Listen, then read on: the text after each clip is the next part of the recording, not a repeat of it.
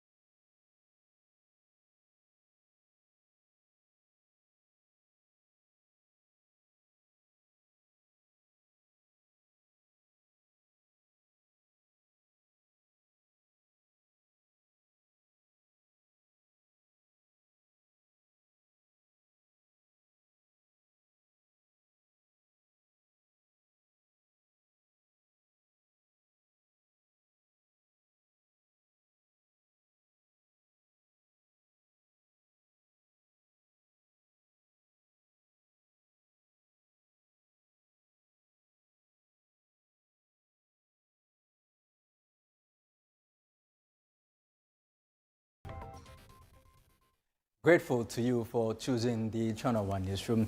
I am Charles Osukume. Let's get into the details now. Minister for Energy and Green Transition, Dr. John Jinapor, has asked the Chief Executive Officer of the Ghana Grid Company Limited, Gridco, to step aside pending investigations into the fire incident at Akosombo Power Control Center. This, according to the minister, will allow thorough investigations into the matter. The minister has already set up a 7-member committee to investigate the fire incident. The incident on Thursday left major parts of the country without electricity for hours. The energy minister has also announced a major shake-up in the leadership of ECG in the Ashanti region. Though it is unclear what might have prompted the shake-up, many believe it is in line with government's objective to bring in efficiency to ECG. Dr. John Jinapor is expected to speak on recent power outages in the country on Monday.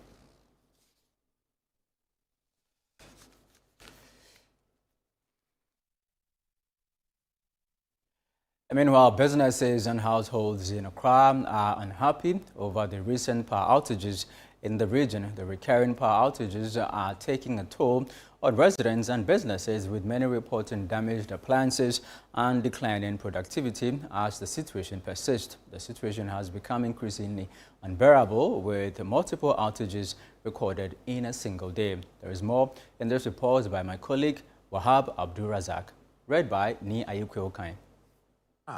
Are voicing frustration over persistent power outages, describing the situation as disruptive to both domestic life and business activities. Many say the outages occur several times a day, damaging electrical appliances and slowing down productivity, particularly for small businesses that rely heavily on electricity. Lights in some Nadian Koye Wahakra.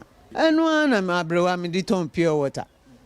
Na mensa komano na ya basa na kire say enye nti light na asem de yesre wo mo hweman ene de ha me pa ene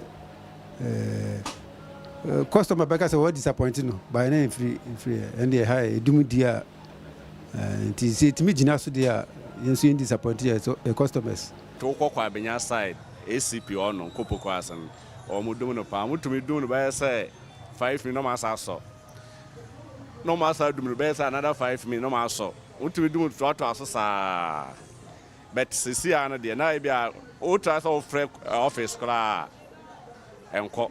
For these small-scale operators, the erratic power supply is not just an inconvenience, but a threat to their livelihoods.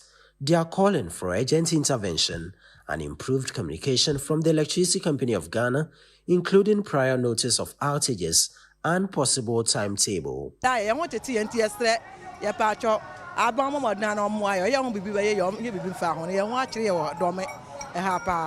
Media meba hanche mo namba be 2 months ni tembia sa na ekoso Be so me mpia de ya repair o repair say onya na papa bi na me kwata foforo ntino ga mo hwe na mo solve my say problem bi na o mo ma ehu say problem bi na o na nso anti ndc for ase because enko for ka say MPP for na yes ade ya no mo na anti mo say sa na ma mo say but me wouldn't say politics edum dia ha de ye best room ni say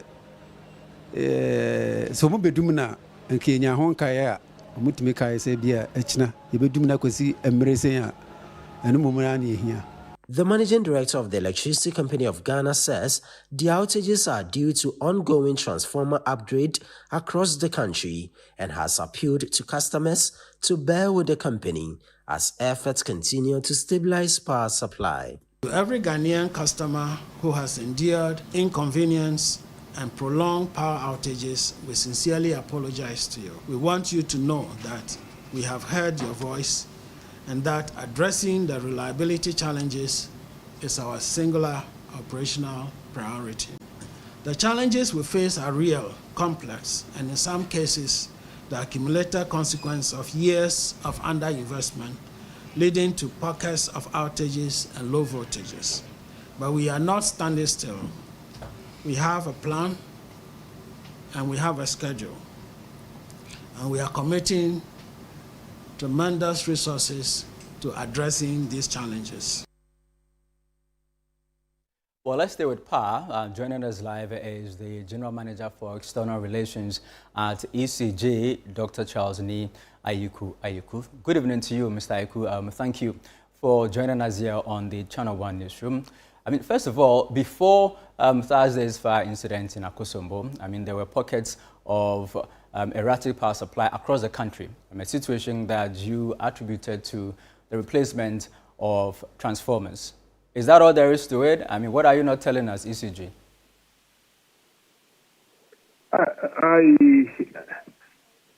I'm finding it difficult to get your question about what we are not telling you. We have always been consistent with our communication, especially to the media. And we've always engaged the media on everything about ECG. We spoke about the challenges that we are facing as a company. All right. We spoke about the outages due to system issues, transformer issues, and all of that. We've spoken about financial constraints. We've spoken about encroachments in some areas. We've spoken about rotting poles and all of these. So, talking about what we are not telling you, I'm here to know what you don't know. Right, let's come to Akosombo. Now, before that comes on stream, we're told that we're losing close to 1,000 megawatts of power. I mean, before we fix that and then we get power from Akosombo, don't you think that it's right for customers to get a load shedding table? Yeah, are you saying that the issue of the 1,000 megawatts came before Akosombo or after Akosombo's incident? No, after Akosombo. Okay. So, yes, after Akosombo, the fact is that we've lost about 1,000 megawatts. But I'm sure you also understand that even after losing 1,000 megawatts, we have still been consistent with power supply within some parts of the country. The question is, the current situation at the Akosombo Gridco substation It's work in progress, and a lot of work has gone into it. As I speak to you, there's a resolution. I mean, there are some issues that have been resolved, and some parts of the country are back on full supply, pending other lines that will be restored. So if we start talking about a load shedding timetable right now, don't you think it's too early to call for a load shedding timetable? But is it not fair for the customers? I mean, how do they plan their lives when they do not know when the lights will be back on or when the lights will be off? No, you see, I agree with you based on what you are saying as planning. But the question too is that the engineers have assured us that very soon we are getting back on supply. I would once again urge the general public and our cherished customers to remain calm and be assured that the situation is under control. If after some time and there's no hope in sight, then maybe we can look at that or three. But as we speak, a lot of work has gone into it, and there's hope in sight. So I would plead that we look at the situation. If it becomes extremely difficult to handle, I'm sure the authorities in charge will make that proposal. So we remain hopeful, but also expect that the lights will go off at any point in time. Yes, I agree, and I sincerely apologize for the inconvenience that our customers, our cherished customers, are facing. I mean, myself, I'm a customer. You know, my lights also go off, just as any other Ghanaian. So we are in this together, and we pray that very soon we'll get this restored. The incident wasn't expected. It was a major incident, Okay. which has rendered an entire control room affected and down. Yes, we do appreciate, and we sincerely apologize to our customers. And engineers from ECG, Gridco, VRA are all working together to make sure that power is restored.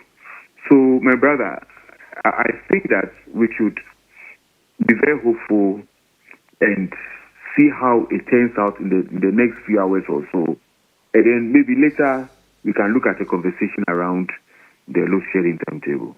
But for now, I think, in my personal opinion, not the opinion of my company, it's a bit too early to call for a timetable. Well, the Energy Ministry tell us that Gridco, the Akosombo plant, should be back on stream in about 5 days. Are we working with the same timeline? Those are my bosses. But from indications, I don't think we'll go beyond 5 days. Okay. It could be earlier, yes. I mean, we're also learning of a major shake-up in your operations within the Kumasi metropolis. Tell us about it. I also heard about it, and I would consult with my bosses so I can share with you details of those shake-up. I think I saw it on social media somewhere around 6 p.m. or so. So give me tomorrow as we begin the working day so that I can get full information. Because if I say yes, you probably want to know who and who have been. Exactly. And that is where I'll be found wanting because I don't have that information. Okay, what about the suspension of the Gridco CEO? You know how we do it. You know, ECG and CT are brother. I mean, we always work together. Yeah. So if there's anything, I will never hide from you.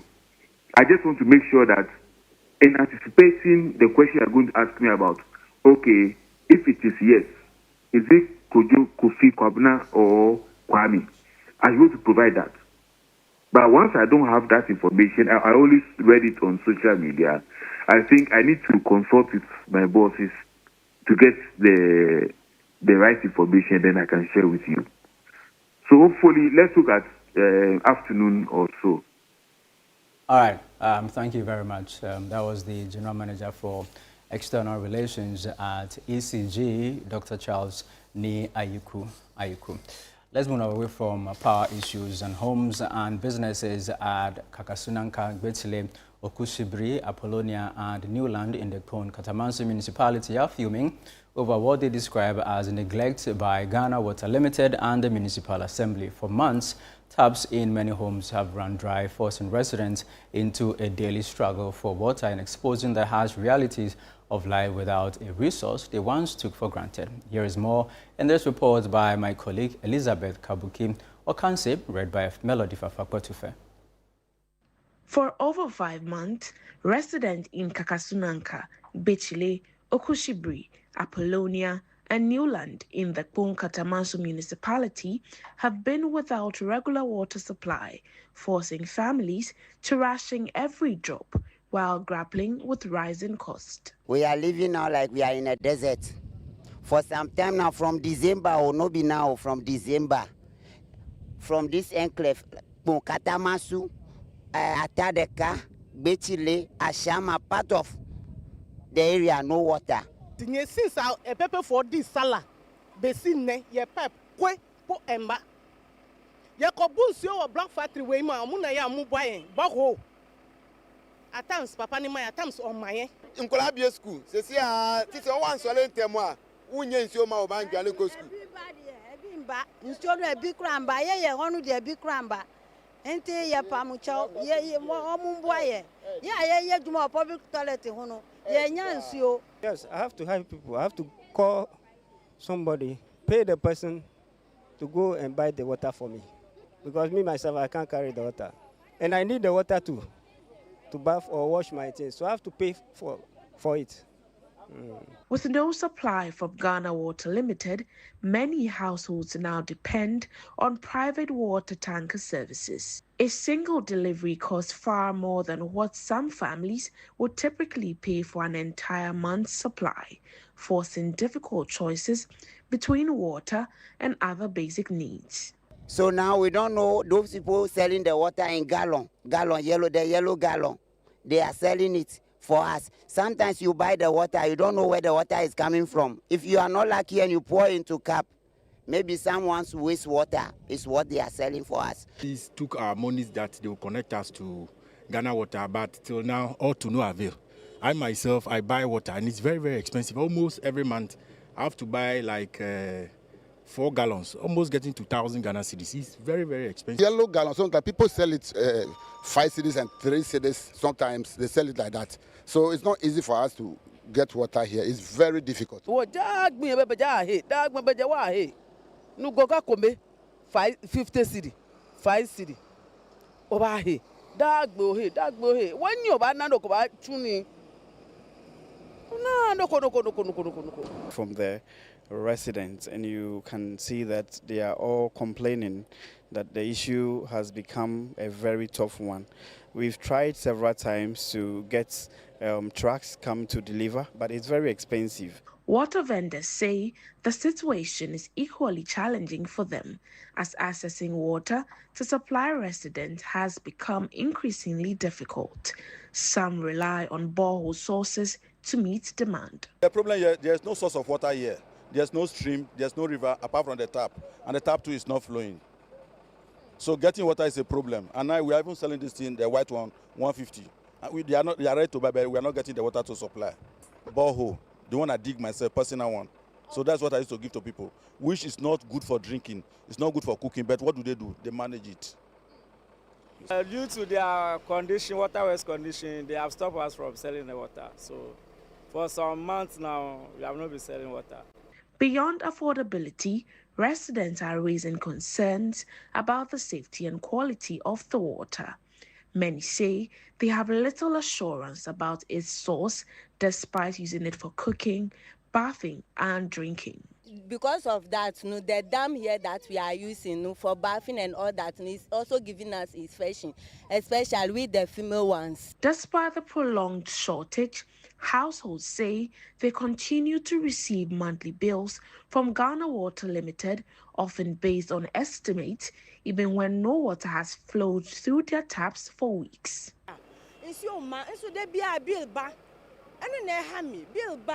When you are na disconnected, me pa mucho munye bibi fa homaye. Because nsi oni ho na so water was for omu chimatima piki bills.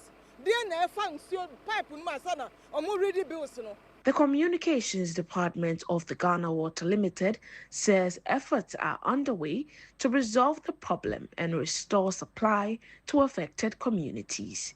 The company has also apologized for the inconvenience caused. Residents are, however, calling for transparent communication on the cause of the disruption, a clear timeline for restoration, fair billing that reflects actual usage, and long-term investment in water infrastructure to prevent a recurrence of the crisis. Well, I wrote from there, residents within the Amomaso electoral area in the Brekum West district of the Bono region have appealed to governments for urgent support to combat illegal mining activities destroying farmlands and water bodies in the area. The Amomaso and Chimera rivers are increasingly under threat due to the operations of these illegal miners. According to the residents, efforts to tackle the menace have not yielded the desired results. My colleague Michael Saponfu reports.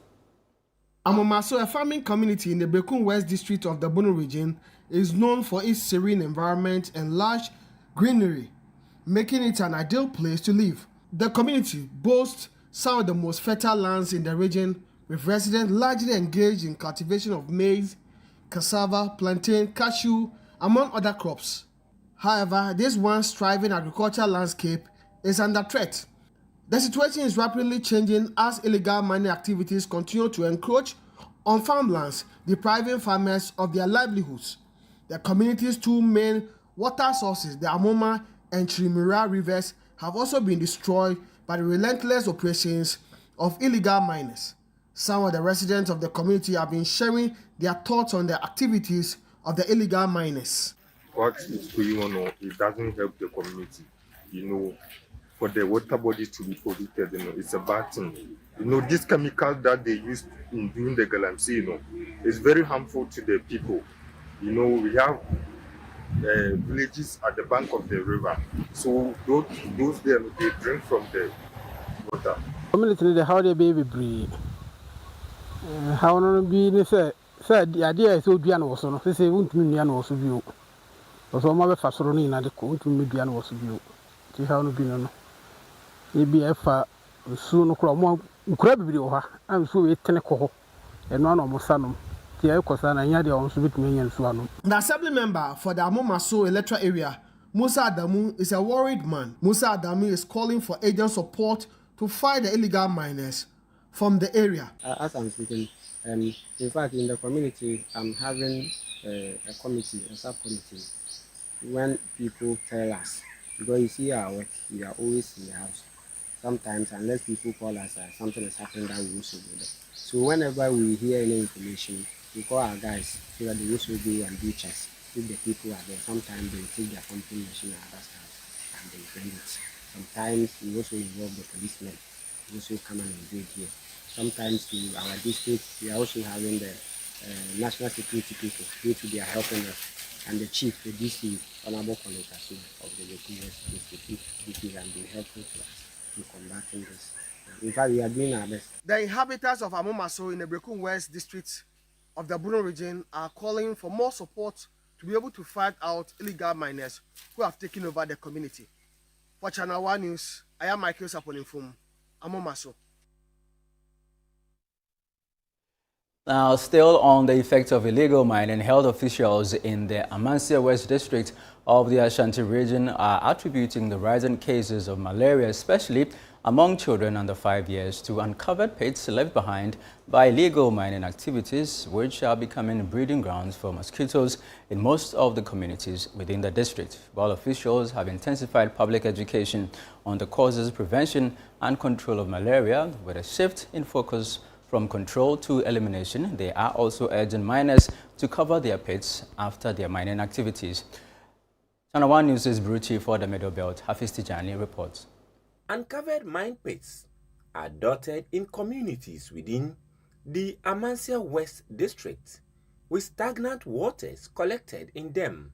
These pits are becoming safe havens for mosquitoes, who are the common carriers and transmitters of malaria. Health officials are revealing a worrying trend of an increase in malaria cases, especially among children below 5 years, as they point to the uncovered pits left behind by illegal miners as one of the contributing factors. So water that is freshly collected, and so when the pit has been dug and then it rains and water collects in it, it becomes a breeding site for the mosquitoes. Again, when there are bowls and there are gutters and water collects in them, they become breeding sites. And so when they dig, after digging, we are encouraging them that they should cover the pits. And I'm glad that Assembly is spearheading reclamation of the land. And I believe that through this, it can be able to help us to reduce the breeding sites and, for that matter, the cases of malaria. There's, however, an urgent intervention by health officials and management of Asanko Gold Ghana Limited, which spearheaded free health screening to residents of Manso Abori and surrounding communities in the Amansia West District. So some of the interventions we are making is what you see, the education, preventive first. So we have to educate people on how to prevent malaria. The other interventions we have is that we have mosquito nets. We are distributing over 2,500 mosquito nets to second cycle institutions just to prevent people from contracting the disease. The other thing is that, as you can see today, we came with a lot of medicines to do screening and also provide people with medical support, all free of charge. Another thing that we do is that in our own way, we also train health professionals in how to manage cases. And these are some of our supports for the health delivery system within our catchment community. Health officials are urging communities to do more to ensure their safety. In urban areas, open drains like this one are common breeding places for mosquitoes. But there's a sharp contrast in rural and mining communities where health officers are calling for efforts to reclaim abandoned and uncovered mine pits to reduce malaria cases. Hafiz Tijani, Channel 1 News, Ashanti Region. You're watching the Channel 1 Newsroom here on Channel 1 TV. Still ahead.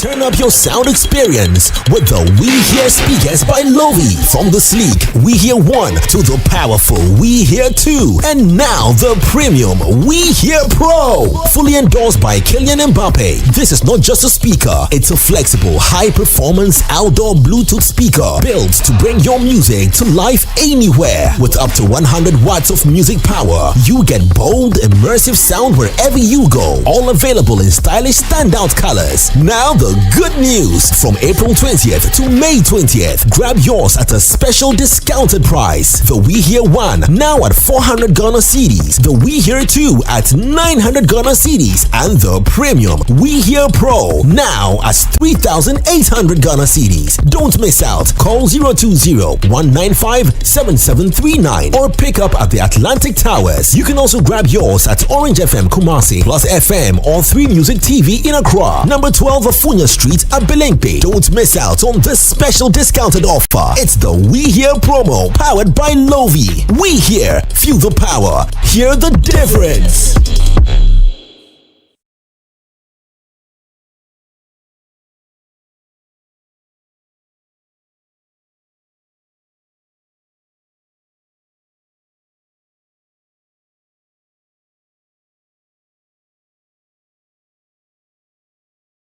This is the Channel 1 Newsroom here on Channel 1 TV with me, Charles Osukumi. Now, Chief of Staff Dr. Julius Deborah has publicly apologized to the chairman of the Church of Pentecost, Apostle Eric Kwabena Nyamiche, following a recent verbal attack by the Chief Executive Officer of the Ghana Free Zones Authority, Dr. Mary Awusi. The CEO of the Free Zones Authority took on the Pentecost chairman over his comments about illegal mining that is preventing the church from using river bodies for baptism.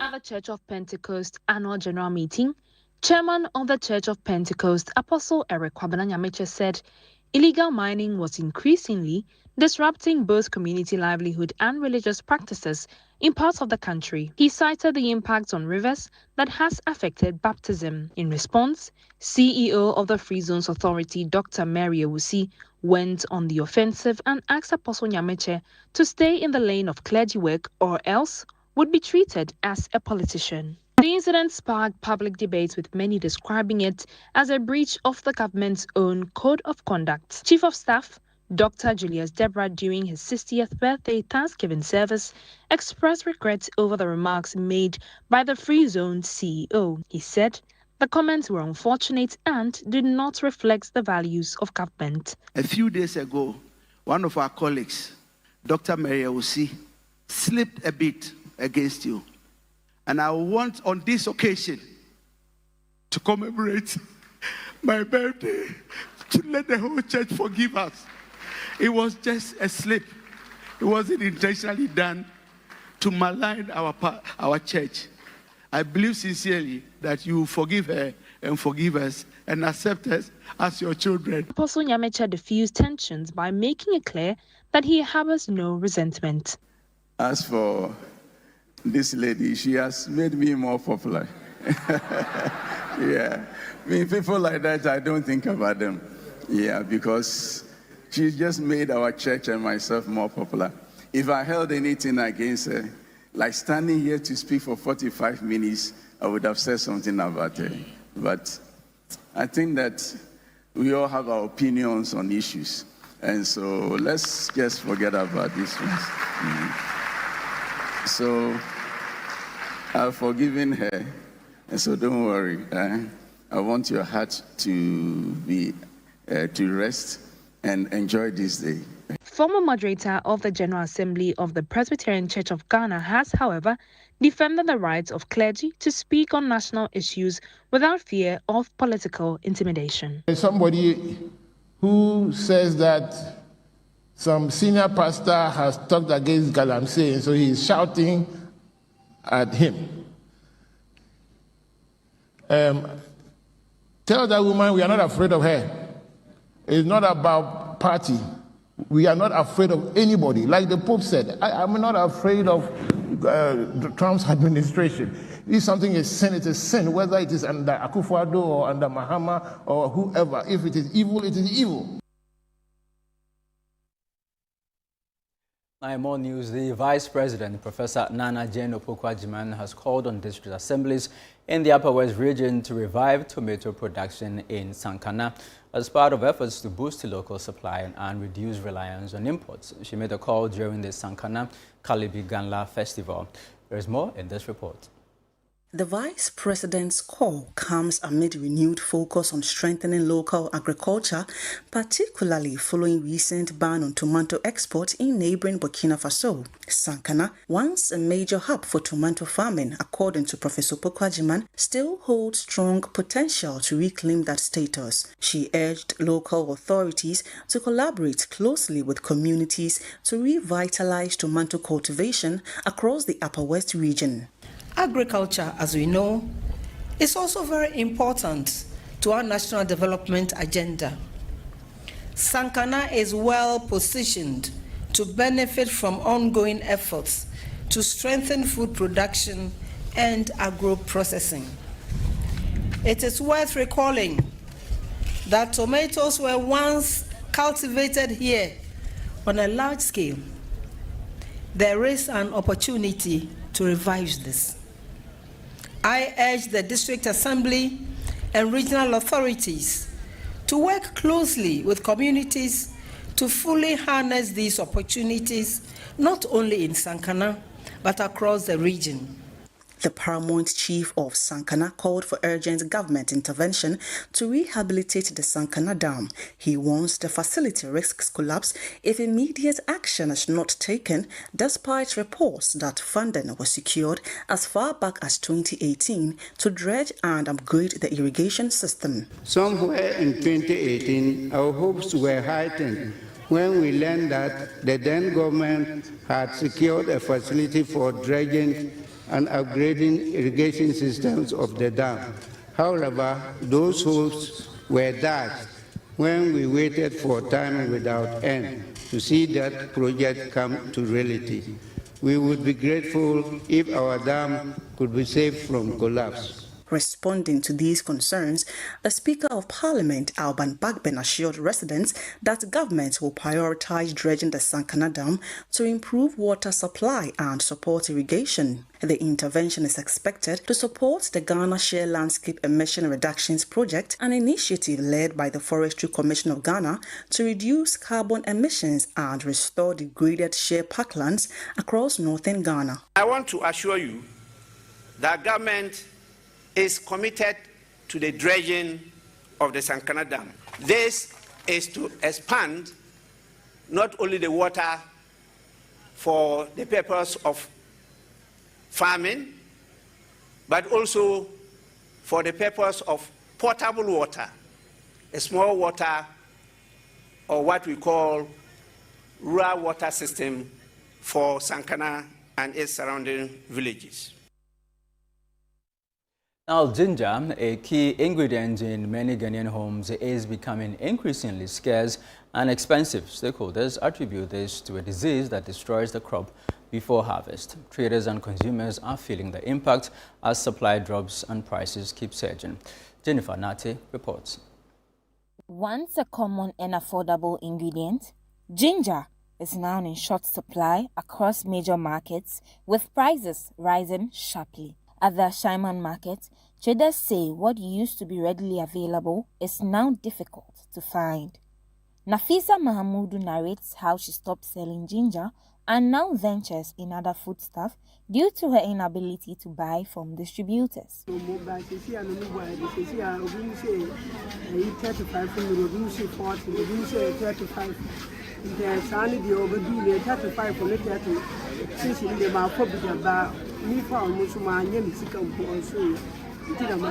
Retailers lament the cost of buying from wholesalers, where the prices have increased significantly, forcing them to pass the burden on to consumers. They are now supplying but I didn't buy it.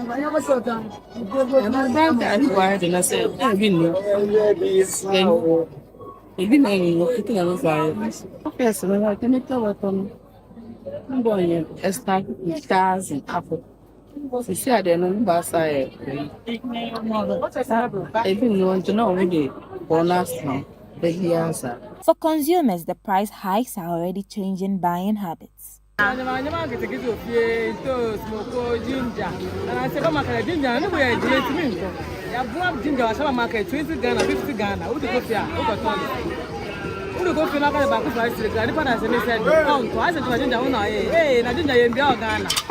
there was an idea, but you were doing to Ginger. What I know what they over you so fear, not for you. You ever told me, don't me, but I didn't have a said in that. Any craft, Nana, I thought that to soon, I didn't 5,000. Yet, Thomas and Sweetie abandoned them not only baby and family. I'm cross almost ever just come after what we said, almost fancho. And yes, I buy the home prim, a crown almost the Janis, nice, we are Thomas and never become and find and Banma almost. Food vendors are also feeling the heat, saying the situation is hurting their businesses. Aisha Zakari, a popular wache seller at the market, says she sometimes resorts to processed ginger powder, but even that has become expensive. I say ginger, yeah, why it is. It's over no money, I'm going to trend this. Buy and say, trend and say, pay off punch on money. Yeah. That's what best is some market Now, what at all is causing this excessive shortage?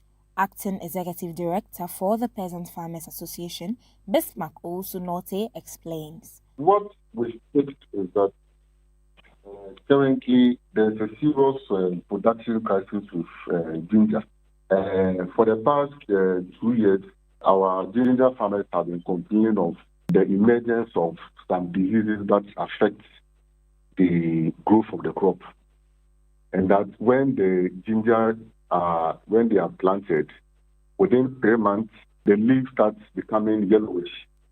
And then once that happens, it means that the crops are not able to grow again. And that has been happening for the past 3 or so years.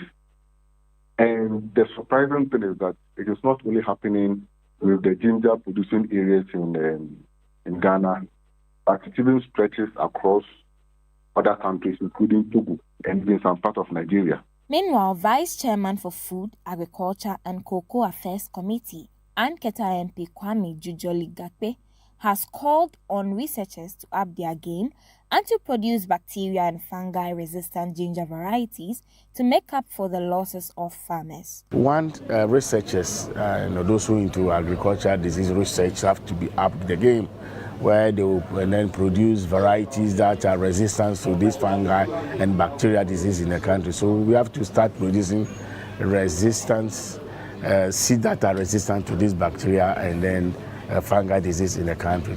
Secondly, also, we need to fund the research, because if they don't have resources, there is no way they are going to produce the hybrid version that will be resistant to the diseases. Until then, traders and consumers say they can only hope for a turnaround before ginger becomes a luxury on the Ghanaian table.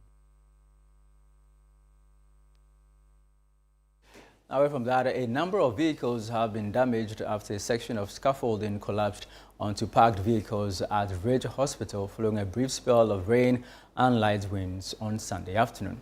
There is more in this report. Just after 1 p.m. on Sunday, a section of scaffolding gave way inside the Greater Accra Regional Hospital compound, coming down onto vehicles parked nearby after a brief rain and light winds. Some car owners returned to find visible damage, crashed panels and shattered glass within what is usually a secure hospital parking area. The affected section has since been sealed off, with engineers expected to determine what triggered the collapse. Channel 1 News can confirm that access to part of the scene has been restricted by internal security, while hospital management declined to comment, indicating a full assessment is still underway. Well, this is still the Channel 1 Newsroom here on Channel 1 TV. Still to come.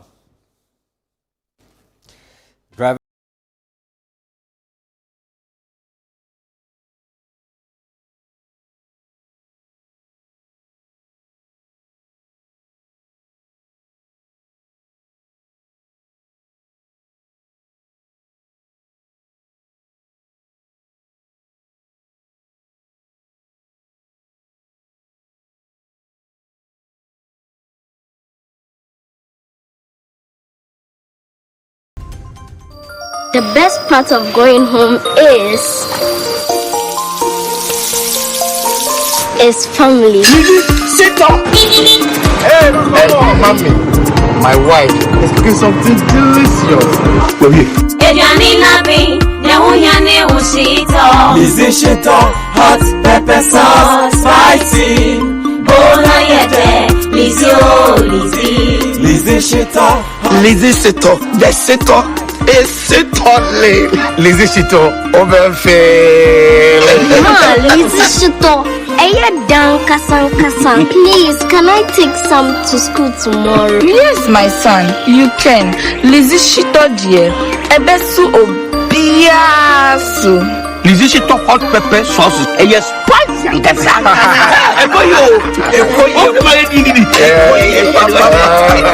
Lizzy Shito hot pepper sauce. Spicy. For bulk purchase, kindly contact 050-168-3344 or 050-155-0998. This advert is FDA approved.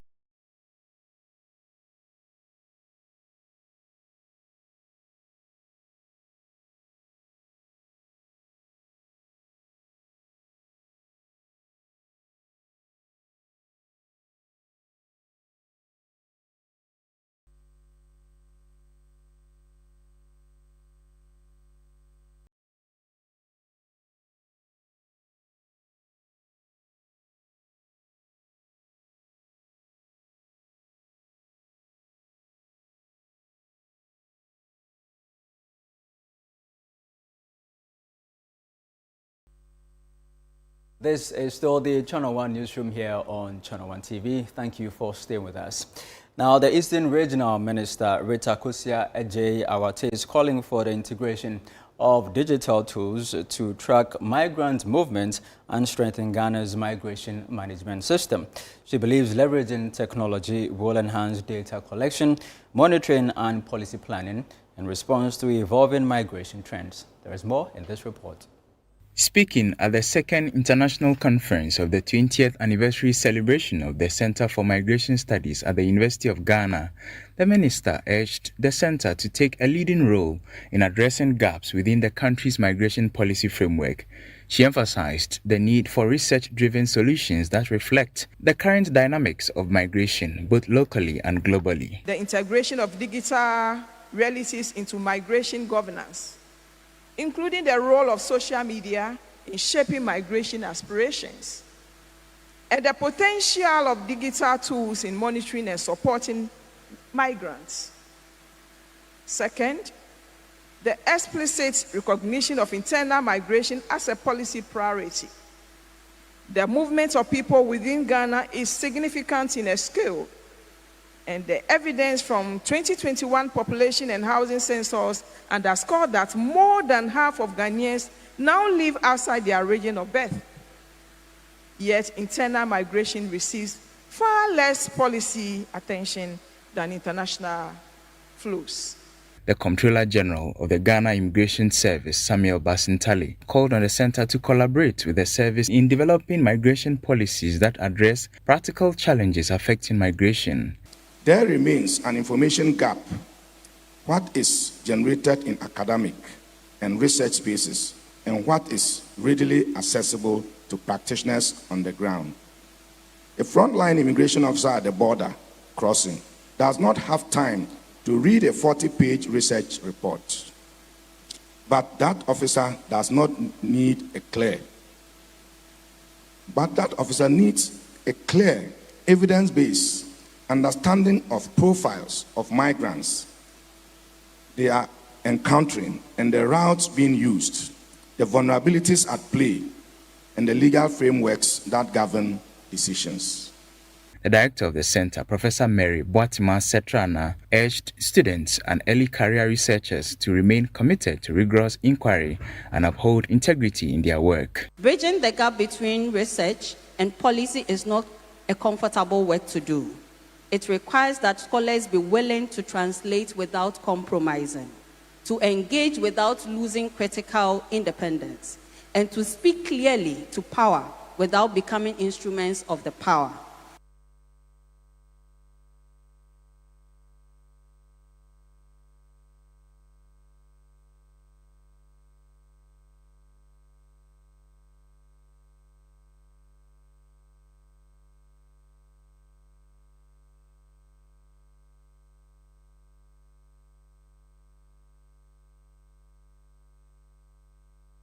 Away from that, the government has designated the last Friday and Saturday of every month for the Greater Accra Regional Monthly Farmers Market Program, aimed at providing a platform for the direct sale of agricultural produce within the Greater Accra region. And the initiative is expected to offer farmers a consistent and reliable avenue to connect directly with consumers. Ni Ayuko Kai has more in this report.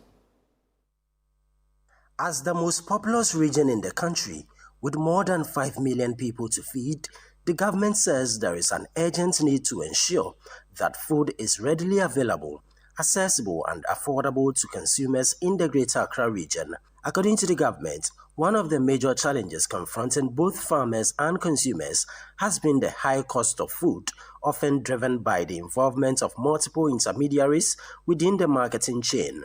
To address this, the Regional Department of Agriculture under the Greater Accra Regional Coordinating Council has launched the Greater Accra Regional Monthly Farmers Market.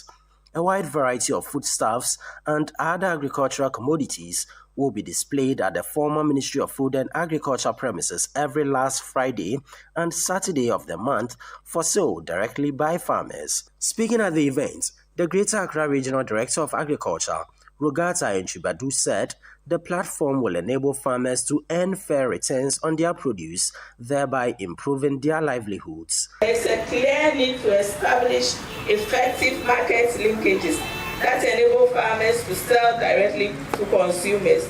Such linkages will not only ensure that fresh and quality foodstuffs are delivered at affordable prices, but will also enable farmers to earn fair returns on their produce, thereby improving their livelihoods. The market is scheduled to take place the last Friday and Saturday of every month. The Greater Accra Regional Minister Linda Oklu says the initiative will help reduce post-harvest losses. This market initiative is designed to reduce post-harvest losses, which continue to affect many of our farmers due to limited access to ready markets. By providing a structured and reliable outlet for the produce, we ensure that more of what we produce reaches the consumer instead of going to waste. This is also guaranteed an availability of fresh, safe and high quality foodstuffs for consumers across the region. Whilst the intervention is geared towards reducing post-harvest losses, it also aims at ensuring that consumers have easy access to fresh produce at cheaper prices. Reporting for Channel 1 News, I am Ni Ayikwe Okain. Well, away from the Accra Farmers Markets, the Driver and Vehicle Licensing Authority is warning of a crackdown on forged or expired DV plates and stickers, with users facing arrest and prosecution. Now, the nationwide enforcement exercise is scheduled to begin from May 4. Here is more in this report. The exercise, being carried out by DVLA's Compliance and Enforcement Unit in collaboration with the Motor Traffic and Transport Department of the Ghana Police Service, targets forged DV plates, expired DV plates, and fake or outdated DP stickers. The authority explains that although it temporarily extended the use of 2025 DV plates into 2026 due to operational challenges, new 2026 plates were released in February with a directive for all vehicle owners to regularize their documentation. However, it says many motorists have failed to comply, with several still operating with outdated, forged or expired plates and stickers. Speaking to journalists during an exercise at American House Junction in East Legon, Assistant Manager of Compliance and Enforcement at the DVLA, Kofi Ansa Apenti, said the operation was triggered by investigations which revealed a growing number of forged DV plates in circulation. It was necessary for the compliance enforcement to hold an enforcement activity to dig out and find out what is really happening. If we realize, we put out a communique that we'll be prosecuting anyone with a forged plate, expired DV, and even forged DP sticker. It has come to our attention that the stickers we issued from the port, most of them are also forging it. So anyone caught up with that will be prosecuted. Director in charge of Vehicle Inspection and Registration at the DVLA, Kwesi Bona Otusrebo, speaking at a press briefing after the exercise, warned that the authority will begin arresting offenders from 4th May. Accordingly, the authority wishes to announce that Effective May 4, 2026, enforcement measures will be intensified. The DVLA compliance team, in collaboration with the MTTD, will proceed to arrest and prosecute individuals found operating vehicles with 2025 DV plates, forged 2026 DV plates, expired or faked DP stickers. He is also urging vehicle owners to immediately regularize their documentation, stressing that compliance is essential to maintaining order and safety on the roads. We therefore strongly urge all vehicle owners and operators to immediately take steps to regularize their documentations and ensure they get proper DV plates or register their vehicles in order to use the roads. Well, that'll be all for this package of the Channel One Newsroom here on Channel One TV. Do visit our website, channel1newsonline.com, for more information on our top stories and more.